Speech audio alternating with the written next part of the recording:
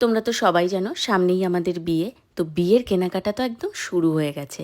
আজকে চলে এসেছি তত্ত্বের জন্য কিছু জামাকাপড় কিনতে, মানে একটু বয়স্ক মানুষদের জন্য শাড়ি কিনতে।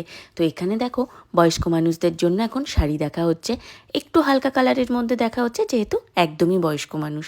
আর সব থেকে বড় কথা, আমরা যেহেতু সময় পাই না প্রতিদিন, মাও কাজে ব্যস্ত থাকে, তার মধ্যে আমিও ব্যস্ত থাকি, দিদিও ব্যস্ত থাকে এদিকে।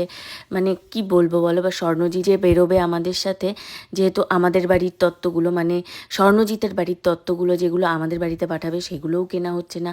এবার ও বেচারা এখানে একাই থাকে, ওর সাথে এবার যদি আমি না বেরোই তাহলে ওর সবটা একা একাই করতে হচ্ছে। তো সেই জন্য মানে ওর যেদিন টাইম হচ্ছে সেদিন হয়তো ওদের বাড়িরগুলো আমি কেনাকাটা করতে বেরোচ্ছি। তারপর এদিকে যেদিন মায়ের টাইম হচ্ছে, দিদির টাইম হচ্ছে, কারণ দিদি মায়ের টাইম না হলে তো এদিকেরগুলো হচ্ছে না। তো এইভাবেই চলছে এখন কেনাকাটা। তো তোমাদের কেমন লাগছে ভিডিও অবশ্যই কিন্তু কমেন্ট করে জানিও। আর বিয়ের ভিডিও দেখার জন্য জানি তোমরা অনেকেই এক্সাইটেড আছো, অনেকেই অপেক্ষা করে বসে আছো, আবার অনেকেই বিয়ের মানে ব্যাপারটাকে নিয়ে অনেক নাক সিটকি করছো। এটা আমার ঘরের লোকও করছে, পরের লোকও করছে, বলে লাভ নেই, কারণ ঘরেই যা দেখছি আর পরকে কি বলবো। তোমাদেরকে একটা কথা বলি, 6 মাস আগে আমি তোমাদেরকে বলে দিয়েছিলাম যে ইভেন আমার ঘরের লোক যাদের এখন এত সমস্যা হচ্ছে তাদেরকেও বলেছিলাম যে বিয়েটা আমরা 6 মাস পরেই করব, যেহেতু আমাদের কাজের সমস্যা হচ্ছে, সেই জন্য যাতে এই সমস্ত লোকগুলো যারা নাক সিটকাচ্ছে তাদের মুখ বন্ধ হয়, সেই জন্য রেজিস্ট্রি ম্যারেজটা করা হয়েছিল। রেজিস্ট্রি ম্যারেজটা না করলে তো কারোর মুখটা বন্ধ হচ্ছিল না, যে কেন একটা ছেলে মেয়ে কাজ করবে, কেন একটা ছেলে মেয়ে এ করবে ও করবে, একসাথে থাকাটা তো খুব চক্ষুশূল হয়ে যাচ্ছিল সবার। তো সেই জন্য রেজিস্ট্রি ম্যারেজের ডিসিশনটা নেওয়া।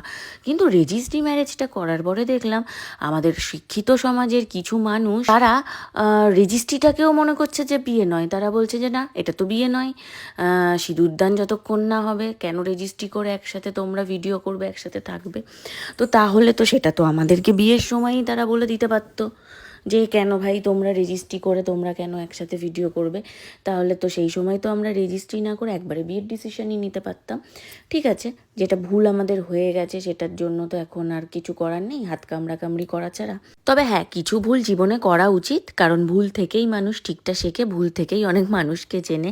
ভুলটা করেছিলাম বলেই কাছের মানুষগুলোকে চিনতে পারছি, তাদের আসল রূপগুলোও দেখতে পারছি। আসলে কি বলতো, শত্রুতা করার কিন্তু মানুষের অভাব হয় না। কেউ বাইরে থেকে শত্রুতা করে, আবার কেউ ঘরের থেকেই শত্রুতা করে। শত্রুকে চেনার জন্য কোনো রকম কিন্তু বয়স লাগে না। শত্রু চেনার জন্য সব থেকে মেন দরকার হচ্ছে অভিজ্ঞতা। কিছু কিছু অভিজ্ঞতা হলেই জীবনে অনেক কিছু, শত্রু মিত্র, মানে কে তোমার শত্রু, কে তোমার মিত্র, কে তোমার ভালো চায়, কে তোমার খারাপ চায়, বা কে তোমাকে হিংসা করে, সব কিছু তোমরা পরিষ্কার বুঝে যাবে। এবার একদল তোমরা ছুটে এসে আমাকে আক্রমণ করবে, না রেজিস্ট্রি কোনোদিন বিয়ে হতে পারে না, সিঁদুরদান করা ছাড়া, আগেই তোমরা কেন একসাথে রয়েছো। হ্যাঁ, এরকম কমেন্ট অনেক দেখি, অহরহ দেখি। দেখো, জনে জনে তো এখন আর আমি শেখাতে যাব না বা তোমাদেরকে ল বোঝাতে যাব না। আমরা অন্য সব বিষয়ে কিন্তু দেশের আইনের উপর প্রচন্ড ভরসা রাখি, কিন্তু এই বিয়ের বিষয়টাই কিন্তু আমরা দেশের আইনের উপর ভরসাই রাখতে পারি না। কিছু কিছু মানুষ, আমি সবার কথা বলছি না, রেজিস্ট্রিটা বিয়েই নয় এটা তোমরা অনেকেই বলো, কিন্তু যে দেশের আইন বলছে যে রেজিস্ট্রিটাই হচ্ছে আসল বিয়ে। আসলে কিছু কিছু মানুষের ভাবনা চিন্তা এমন যে আমরা তো এরকম করিনি, তোমরা কেন এরকম করবে, আমাদের সময় তো এরকম ছিল না, তোমাদের সময় কেন এরকম হবে। আসলে সময়ের সাথে সাথে সবকিছু পাল্টায়, আর নিজের মানসিকতাও পাল্টাতে হয়।